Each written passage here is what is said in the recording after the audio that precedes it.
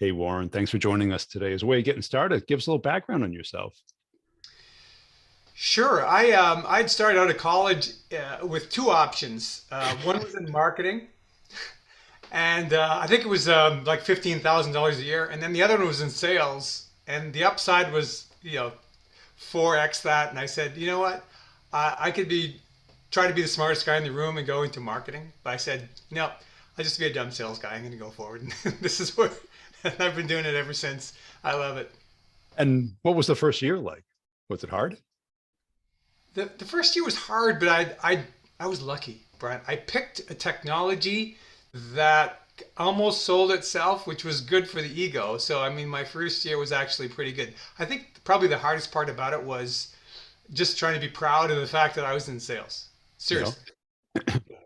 and did it fit your personality and your desires? Clearly, you were money motivated, or I at was least, coin absolutely. I was coin operated and loved the fact that I could. There was no limit. Did it suit my personality? I was kind of no. I was reserved and I was a good listener. But then I realized later on. I mean, at that time, I didn't think that was what a classic salesperson was all about. But then I realized, wow, this being a good listener thing is working well for me. you know, and well, you went to a great school and did well. But why did you not take that career path? The marketing career path. Or you were studying education, right, at Hopkins, or Yeah. So why didn't I pursue that? I felt like I said to myself, you know what, Warren? Spend your life like this. Spend the first third learning, the second third doing, and then the final third teaching. yeah, So uh, I've spent more time doing than I have teaching. But teaching. By the I'm time we're not done ready. I'm not ready to doing, teach yet. Yeah, I'm not ready to teach yet. did you not want to go into education, be a teacher, or is that No, I really like the idea of that, but decided, you know what? Let me just make some money. Let me just experience this because technology is really where I'd like to be. And I realized, I got my master's after that, and so I said, you know what? I'm just going to apply what I've learned and help people coach them through applying this new technology to an old business problem that's either painful or latent, and they've just given up. and you also sell to a pretty tough vertical retail, right? Yeah. They're not the easy folks, are they? Well, no, but I've learned all my negotiating skills I've learned from retailers They because always ask for a discount, right? oh my God, they're so tough, and they always somehow narrow it down to price. Well, I remember I was with a huge drug chain, won't name their name, Doesn't matter. Yeah. and they had two vendors in the lobby, and they would take them in back and forth, and they say, well, they promised us this and this price, so what can you do? So I mean, ultimately, I realized, you know what? You just have to stick to your guns, be enthusiastic, understand what your strengths are and what the competition's is not, and emphasize that, and know what the real problem is they're trying to solve. And I mean, you can always leave some kind of Cushion. let procurement shave off a little, and then they've done their job. Well, that's it. Because retail, that's what they're doing with their suppliers or the commodities that they retail, right? It's just this constant price compression. Yeah, when someone moves from the from procuring stuff that they They resell sell. Yeah. into the stuff they don't resell that they're actually using, then you've got to you have to educate this procurement person a little bit. And why do you think salespeople always bite on the price thing? That it's always about price. It's a great question. I'm going to project on them, those salespeople. I think it's because you don't go in with a knowledge, a real understanding of the problem, a real understanding of what you can provide to solve the problem, and then you're not framing it in terms of value proposition. And so, I mean, you get nervous. I think you just get nervous. I can't lose this deal. This is my whale.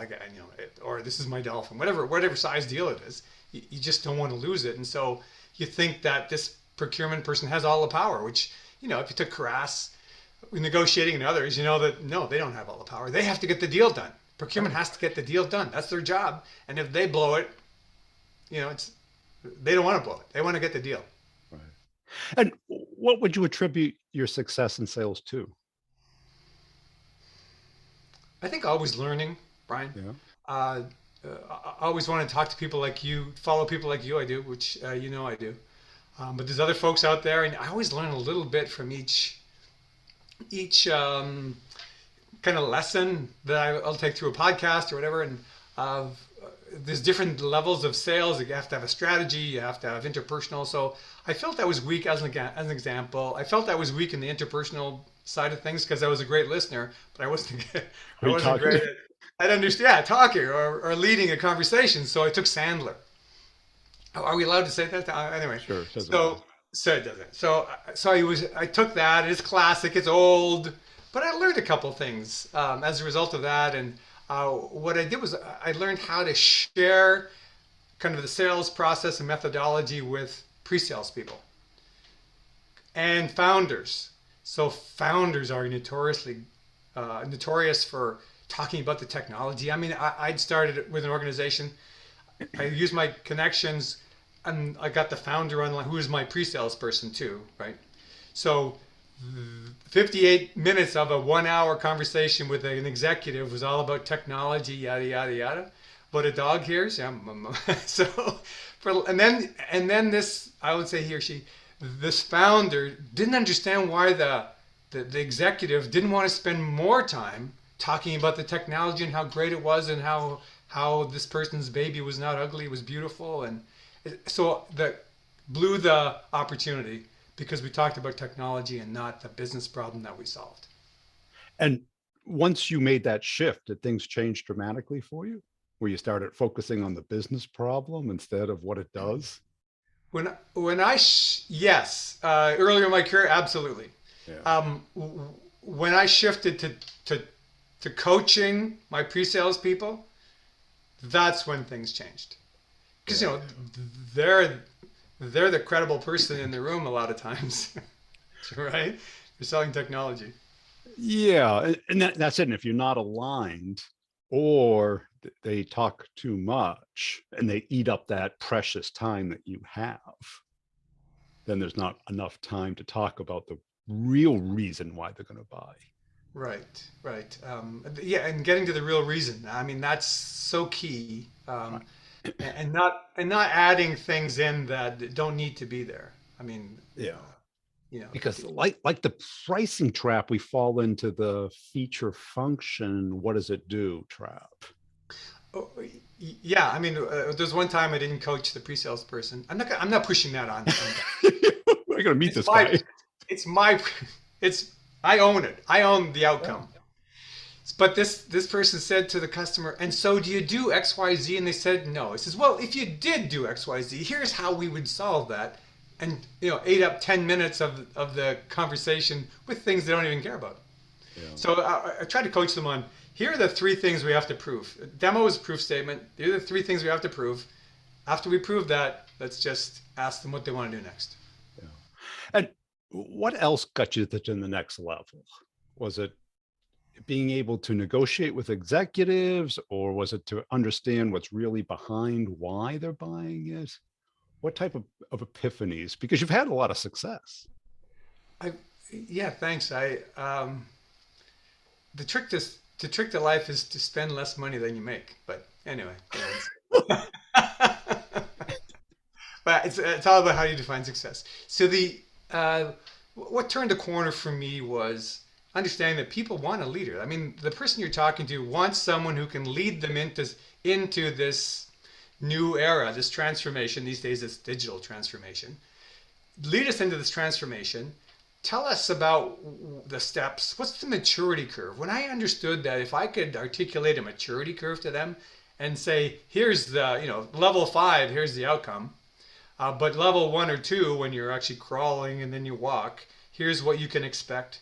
And then when you're running and then you're sprinting, here's like the 3-year plan on how you're going to get there and what competitive advantage you're going to get at each stage, so that you have the right expectations and you can sell this internally. So that when I realized that the maturity curve was an important part of selling, um, things changed because I was coming in doing change management. So in technology, a lot of times they'll say, no, no, no, we have to talk to the big five. We have to get their change management people involved. And of course, that's the death knell for the sale. Because There goes, yeah, a year. yeah, right, Right. right. I mean, they're going to spend 90% of their money on change management and 10% maybe eventually on what you're offering. So you're offering $1 million deal, they have to spend $10 million to get it implemented, unless you can give them some kind of understanding of how they're going to be successful. And then they're not betting their career with you; they're actually enhancing their career. And that's a great point, because I think too many reps are reactive to what the client wants instead of proactive and guiding them through this transition that they're going through. No, it's a great point because how often do you sell a solution versus them buying a solution? You got like 100 to 1 advantage on them, Yes. and they're looking for your guidance. Right. Yeah, I kind of the analogy to a concierge at a nice hotel. They don't tell you where to go to dinner, but they guide you to what's available and matches it to what you want to eat. Right, right. What was that movie? Life is Good. It's Italian, and he was a waiter, and he was trying to. They only had fried fish, or no, they didn't have fried fish, and so he would just totally destroy the fried fish on the menu and try to push what was available. Anyway, I mean, that's part of what you have to do. Well, that's it. And we think that they know how to get the deal done and they know how to change the company, and but they don't. They don't go to decision making school or change No, management school. They're winging it. no, you're right. I mean, a great example. I have a friend of mine who she's very technical. She has a technical company. She's got 15 or 16 people. And she says, oh, I can't get my people to do stuff and I don't know how to measure it and it's all over the place. I said, what's their KPI? And she said, what? I said, what's their KPI? What's their critical Performance indicator. performance indicator, right? KPI? And she said, well, I said, well, it's billable hours. I said, the guy hasn't done his timesheets for 6 days. I said, he's had no billable hours for 6 days. Go talk to him about that. Frame it in that term and see how. And then she came back and said, oh my God, the guy said, oh, I understand now. He's doing it every day. But that's an example on the side. But if working with these folks that sometimes they don't understand how to measure or what they should be measuring or how to measure it. And if you can come in and show them how you can help them with that, then they can manage it. You can't measure what you can't manage, and that, of course, that goes back to sales ops. But let's not talk about them. No, let's not do that. But if you don't do it, the agenda tends to change every day. That they become, strategy du jour, Oh, and you're reacting to it instead of kind of setting it and driving it and keeping it moving forward. I can't tell you how many times I've worked for small companies. I like the small company environment sometimes too, right? Startups. But the CEO would read a book over the weekend and there Now it we're is. going after Just Telecom. Right? That's that's right. I had a manager once, and it was like after every call, if it went well, he wanted to verticalize on that type of customer. Oh, And if oh, it went right. bad, we go, why are we going after this market? And I kind of said, well, if we met with a blonde haired person and it went well, he goes, let's just sell to blonde haired Yeah, people. blondes, It's just like blonde. the causation and correlation he didn't really put together. Right, right. And so you moved into sales leadership, right? Is that true? Yes. Well, was that your choice? Um, be- yes and no. I mean, I could have left and refused. Got to their Well, sales some position. people are asked and other people drive for it and want it and asking for it. Yeah, I was never driving for it or wanting it. I would just naturally set up processes for me so that I wouldn't fail and I could replicate success. And then people go, "Oh, that sounds like you should be leading the team." And so, well, sure, let's talk about that. And so I would hire some people in, and it's hiring's tough. It's very It, tough. yeah, firing's even tougher, Yes. right? It's terrible. I mean, you feel bad. I mean, but uh, building a team was something I really enjoyed because you get people like-minded and just bringing them on board and emphasizing diversity of opinion without mutiny. I mean, short of mutiny, I think is really key. Well, that it's really key because most managers try and hire replicas of themselves at first, which is good Yeah, luck. yeah, right. So yeah, occasionally I've encountered, well, you don't fit into the culture here. Well, I said, I thought you were a highly diverse culture. This was a left West Coast situation. Yeah. I said, well, I thought you guys were all about diversity. My opinion's diverse, and I'm different, and no, just don't fit in our culture. So, and did you like leadership? I did like leadership. I enjoy helping people succeed, Yeah. So it gave and you then that talking. teaching without, Yeah, kind of teaching, right? And then talking them through, what's holding them back. Like you didn't do this, this, and this. You know that's the way to be successful. Why do you think you didn't do that? And they go, I don't know. Well, if you had to guess, yeah, I love that question. right? I know you don't know, but if you did Yeah, know, what would it be? pick something up. What do you think it is? Yeah. And they go, And you use the process word. Were you a process oriented salesperson? I wanted to, yes, just so I could include other people in what's going on and have the conversation with folks. Because some people believe I've had enough people who are in on the engineering side, the technical side, think that sales is really a highly clerical position. Yeah, very clerical. It's clerical, really. You're putting stuff in the The CRM. CRM. You're calling people. You're setting You're appointments. arranging meetings for him. That's right. You're putting together PowerPoints and you're presenting them. I mean, How hard can it be? yeah, exactly. It sounds pretty clerical to me. Anyway, but yeah, so that's why I put a process in place so that could help people who are not in sales understand that there is a process and there's a reason for what we're doing, and there's a reason that we ask dumb questions. Please don't answer the question for the customer, because I'm asking the customer. For Please a don't answer reason. because I know you know, but let's let them answer the question. Well, that's a good side of the process is coming up with stages, vocabulary, um, because otherwise people don't know where they are in it and why you're doing these things. Yes. Yeah. Right, and it's to help. Sure, and then when you're and this is the last poke at like technical founders anyway, but for today, when a customer articulates a problem, don't jump on it and try to solve it right there, because then they go, whoa, I'm not going to mention anything else because you're going to jump on me and ask me to close, and why you haven't even earned the right to even have me tell you more about this, because I don't trust you. So you're suspect. And how much time do we have left in this call? And did you codify the process either graphically or have maybe in the CRM, or did you have like names for stages and Yeah, yeah, absolutely. characters? Yeah, it was kind of classic. There's this challenger mindset, and then there's others that you would use as yours as well, which is good. Identifying a stage, and then here are the things you have to have. 4 out of 5 of these happen, or knowledge of 4 out of 5 of these before you can move to the next one. Otherwise, your sales is gonna implode. I mean, I'm guilty of this. I just had a call with a large CPG company the other day, and forgot to invite the decision maker. But I mean, it might have been premature. But at the end, it worked out well, because at the end I just said, oh, well, what do you want to do next? What do you want to do? And I think that's key at the end of this process in discovery is, if you've created value and you ask them what they want to do and they say, well, I'd really like to learn more about this and this and this, then you've done your job.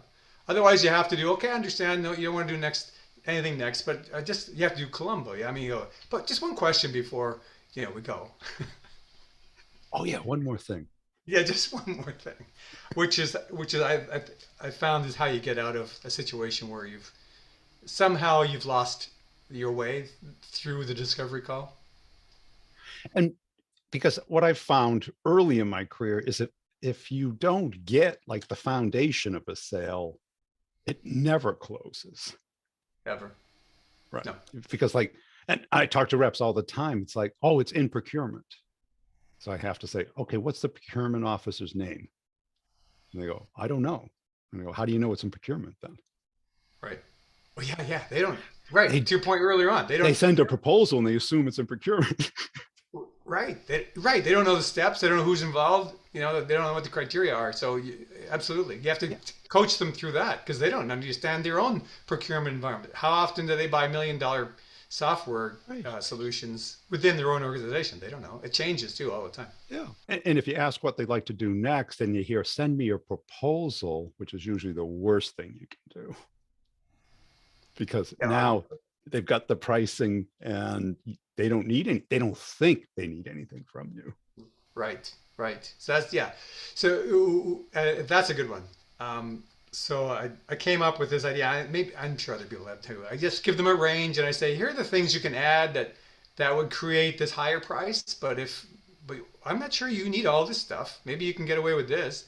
We have to have a further conversation about this pricing because here's the budgetary pricing, but it's a range. Right. How are you going to decide what you want? And they go, well, oh, you're right. Okay, let's talk again. And maybe help us understand the challenges that you have in your market. Because there's certain markets that I know are really difficult. There's like state and local, retail is pretty, federal, very long sales cycles, lots of moving pieces, fundings and a weird calendar process. Right. What's retail like to sell to? Like contrasting it to government, like government, you get an RFP, and I will refuse an RFP and write them back and say, hey, listen, we don't do that, but when you want to do this really well, this will happen for your organization because I know. Let me know, and that's worked well for me. $16 million deal because I did that.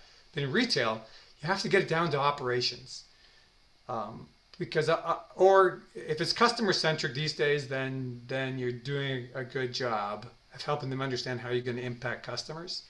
But retail just morphed. They went from like scrambling to get everything e-commerce done, right? Digital transformation, so they could actually be online and sell stuff because no one could go to the store. And now they're trying to get the bricks and mortar area to catch up to their sophistication or momentum and trajectory on e-commerce. And so if you can get it back to bricks and mortar and help them understand how they can digitize the physical space with computer vision, as an example, using cameras that block out people's faces. Don't worry. I mean, that way they can understand what's going on in the store, how people interact with the end cap, or what's on the shelf. Like, what do they pick up and look at and put back because something on it turned them off, or they were curious, but something made them decide not to use it. So, moving forward with the ability to use computer vision to watch what goes on in the store helps them digitize the experience, like they can track URI on Amazon.com. They know exactly what kind of stuff we like and what the attributes are. I talked to a company, said, yeah, we can take a picture of something, an item, give it 35 different attributes. So when you search for X, we know that X is part of 300 other products in our catalog, and so we'll present all of them to you. And I tried it out, what they did. One organization, I typed in men's fitness stuff. Nothing came back. Then I searched on their website. They had sandals, they had swimwear, they had joggers, they had hoodies, all kinds of stuff. Went to the other site that they said was a customer, did the search, like 520 things came up, all related to men's workout. Anyway, so, I mean, that's kind of a micro example, and maybe a little pedantic on my part. I apologize. But when I hear that, I can imagine you get a lot of interest, a lot of engagement, but getting the transaction done. Have you developed a sense of knowing when a deal is worth pursuing, or is it really education and you're building pipeline for 5 years from now versus? Yeah, I'm not a fan of free education. You're right, even though you're an educator. Yeah, right. So my job is not to educate them for free. If we can agree that there's $1 million problem here, Yeah. and they're gonna pay $100,000, they would pay $100,000 or $200,000 to solve $1 million problem, then that's a deal. But we have to agree. We have to come to that agreement that it's a real problem, has impact on their business, and that there's this. I've been able to prove to them there's a solution because other people have do it. Now, you dumber than the other retailers who have done this already? No, I don't think you are you? Tell me that I'm wrong. Not in those words, not in those Right. words. Softer. And then that's when I feel it's a great deal. So unless they can articulate, so I'll ask them. I said, is this really a problem? And then they'll come back and say, well, it's $1 million problem. And they'll say, well, is that a big number to you guys? I don't know. I mean, $1 million might be not be a big number. No, it's a really big number for us. I say, oh, great. Then let's try and solve this. We've done it before. We can probably do it for you. So that's a conversation that indicates to me that yes, Because it's that's a much better qualifying question as opposed to when do you want to solve this problem, right? Because that yeah. they want to solve it I a mean, year ago, right? That yeah, doesn't. right. If you become the if you start asking redundant questions, I mean, then they go, you're just messing But, with me. but by qualifying the size of the problem and asking them to admit it, then you're And working off of their data. yeah, and ask them, well, how have you tried to solve this before? Because they haven't solved it, and so you help them create their own pain, their own intrinsic need to fix this. Because if that the only way to get someone to do something consistently is that they have to have an internal fire or internal reason to do it. Like having an outside reason, like having a trainer can go backfire on you because when you don't have the trainer, you don't have an internal drive to say, Yep. do 2 more reps. I know it hurts, whatever it is. But yeah, you have to build this intrinsic desire on the customers, the prospects part to fix the problem Right. just by reminding them what they've been through. They've got this mental block because I failed at that and I don't want to consider myself a loser. But if you can help them understand that you're there to help and they've failed before and this is a path that they can enhance their career, and then help them understand what the process is, so that they don't fear making a decision. If you can help them understand, here are the steps, here's what's going to happen, here are some of the pitfalls, I'll show you around those, and then you'll come out the other end of it with a successful project. And like the pitfalls of like somebody at the C level saying, let's delay this, let's look at something else. Yeah, why is it important again? Right. What's the internal rate of return? That's you have to neutralize the CFO with Evidence. I getting their own. Like most of them around 11% IRR, internal rate of return. And so if you can jump that hurdle Yep. and tell the CFO, don't worry about it.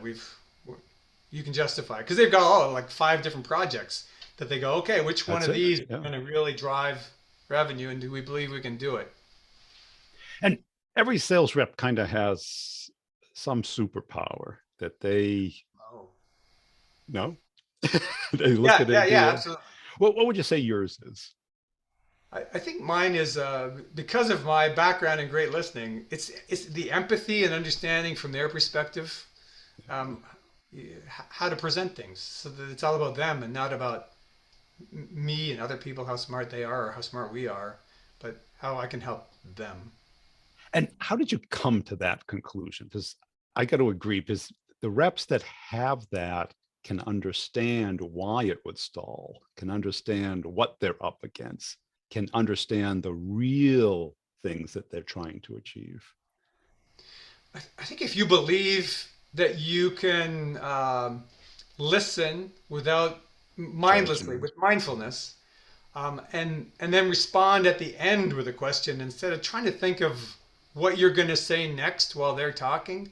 I think that's probably kind of a meditation thing. Like just be there, let your mind rest, and just go through listening to them, and jot things down. And at the end, say, "Oh, that's interesting," and then ask another question. And just I think the important thing too is to ask a question before you answer a question. I think that's key because you want to get more information, and that's what I coach my pre-sales folks on too. If they ask a question about a technical thing, I say ask a clarifying question to make sure that they're asking. They may not know the right vernacular. They may just be asking a question about something they know. I may just ask a question about something I know, unless I listen deeply and ask one more question before I answer. Not more than one because then you become irritating and you're Yeah. Cool. Hey, Warren, I really enjoyed this conversation. Where can people go to connect and follow you? Oh wow, yeah, I'm on LinkedIn. Find me, Warren Love at Vispera.co. I can't believe it's 30 minutes has gone already, Brian. This It's been is so much thank fun. you. Talking about my favorite subject, I guess me. I don't know. That's right. That's thank you so much, Brian.